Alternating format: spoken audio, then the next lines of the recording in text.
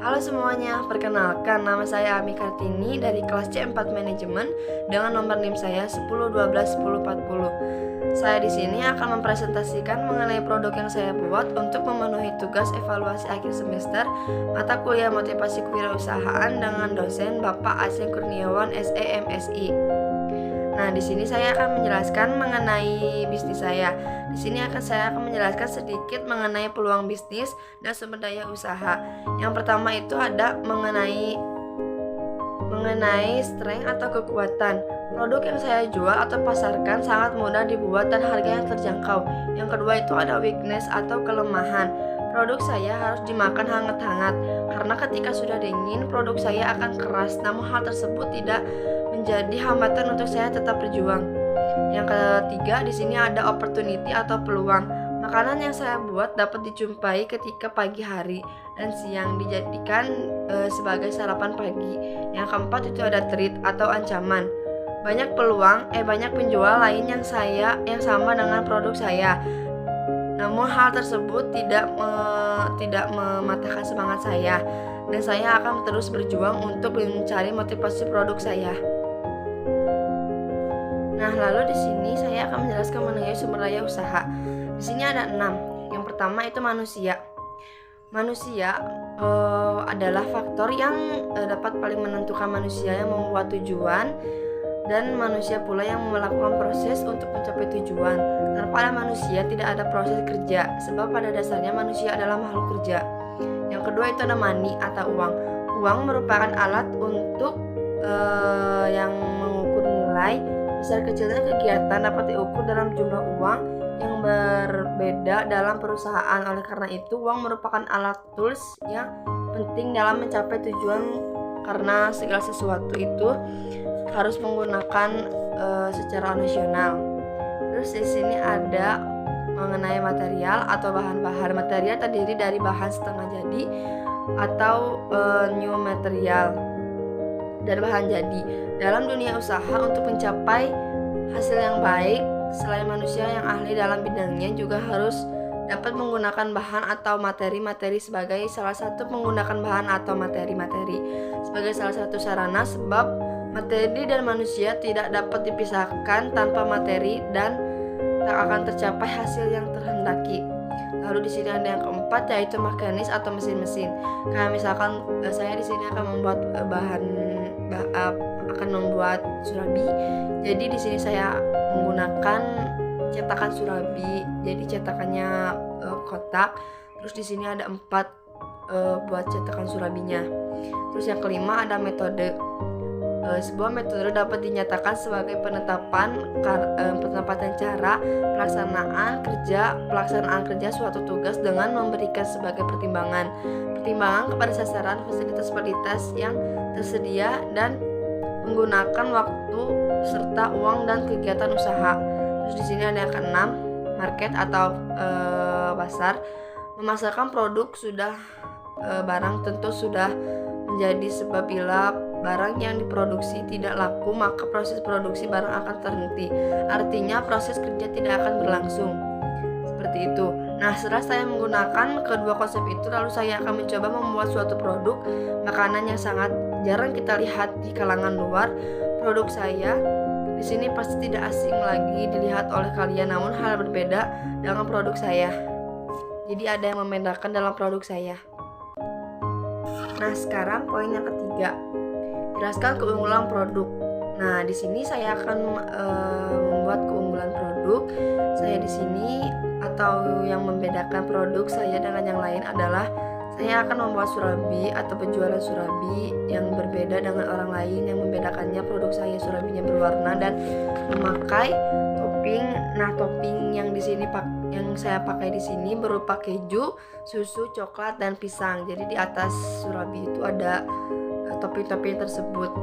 Nah, tidak lupa dengan rasanya yang sangat manis, dan surabi yang aku buat ini hampir serupa dengan martabak. Namun surabi di sini saya memakai beras untuk bahan utamanya, seperti terigu lagi, cuman saya di sini memakai beras. Lalu di sini saya akan memakai kemasan. Produk saya dikemas dengan sangat cantik, Manfaat menggunakan kemasan adalah sebagai media untuk mengungkapkan informasi tentang produk saya kepada konsumen, dan pastinya saya akan menyimpan nama sosial media saya seperti Instagram, WhatsApp, seperti itu. Lalu saya akan menyimpan, bisa memesan secara online dimanapun kalian berada. Kalian bisa memesan produk saya, jadi dimanapun kalian berada, kalian itu bisa pesan produk saya secara online. Bisa saja kalian memesan di Shopee atau semacam sosial media untuk berbelanja kayak gitu.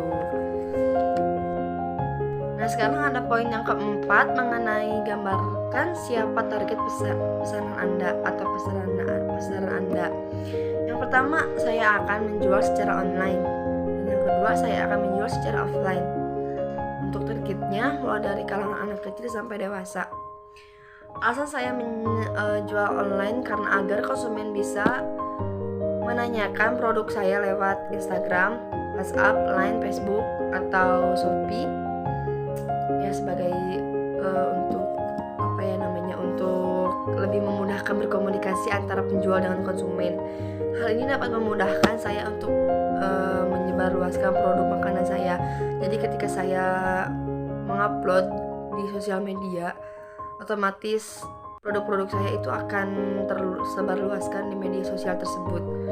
Lalu di sini saya akan, jika saya offline, saya akan menjual ke tetangga dan menawarkannya secara langsung.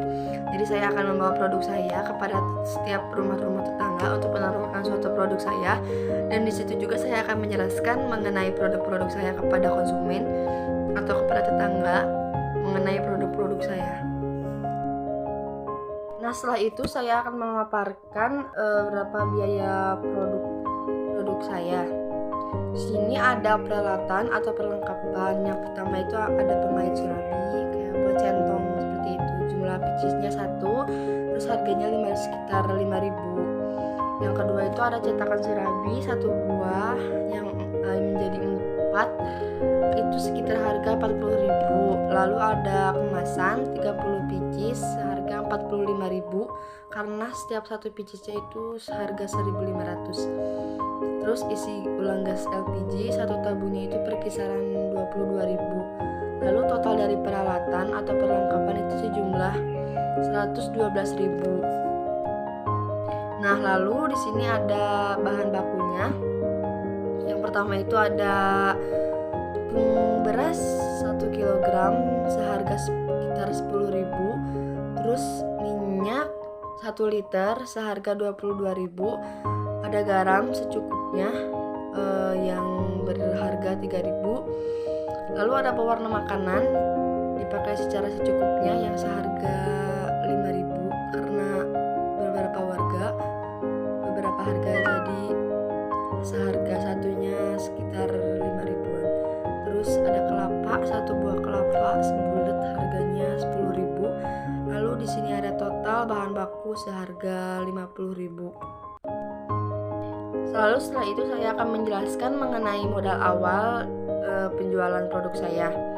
Kita hitung perhitungan HPP atau harga pokok penjualan.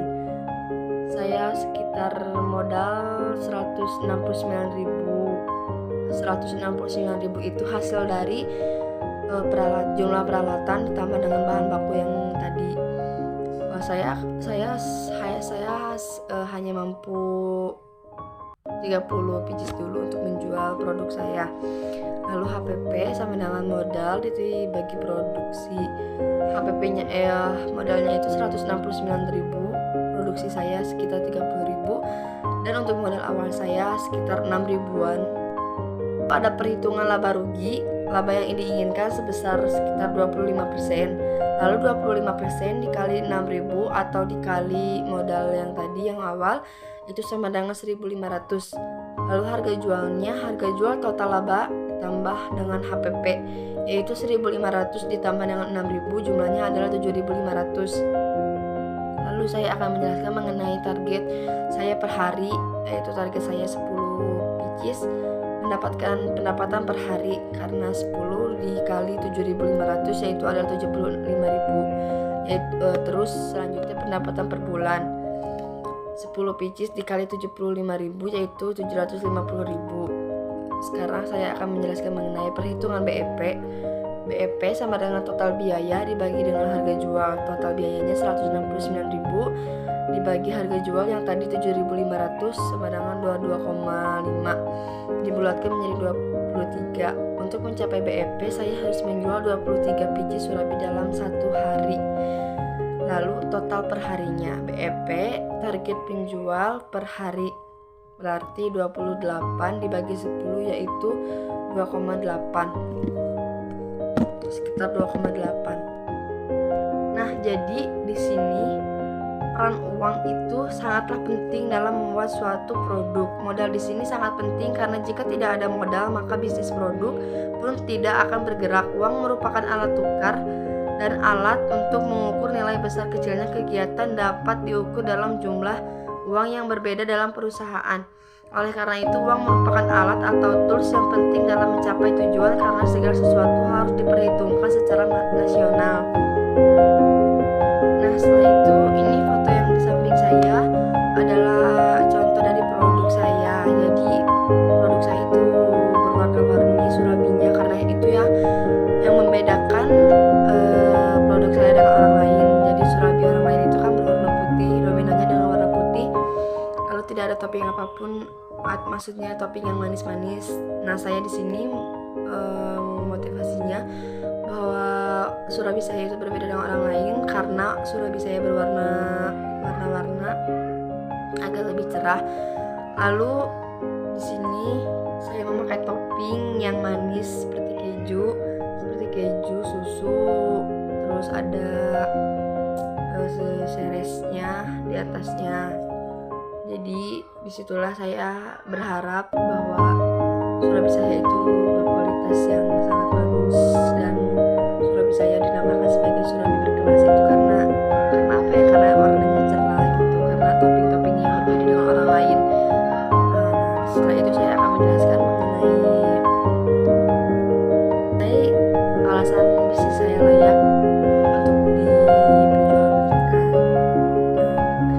dan didukung. Yang pertama itu ada halal, yang kedua itu ada harganya terjangkau, yang ketiga itu ada manis, yang keempat ada tampilannya menarik yang berbeda dengan orang lain, yang kelima itu ada kemasan yang berbeda dengan orang lain, yang keenam itu ada produk yang unik, yang ketujuh itu ada rasa yang enak yang berbeda dengan orang lain karena saya ya sedikit berbeda lah gitu. Terus yang kedelapan itu ada banyak penggemar rasa manis. Hampir sekitaran manusia itu menyukai rasa-rasa yang sangat manis. Nah, teman-teman, jadi itulah bisnis saya. Jangan mudah-mudahan saya bisa memaparkan produk saya nanti di kemudian hari dan menjualnya produk saya di kemudian hari. Lalu mudah-mudahan produk saya terjual dengan laku dan memenuhi target saya. Nah, sekian presentasi dari saya. Mudah-mudahan bermanfaat untuk kalian. Sekian, terima kasih. Wassalamualaikum warahmatullahi wabarakatuh.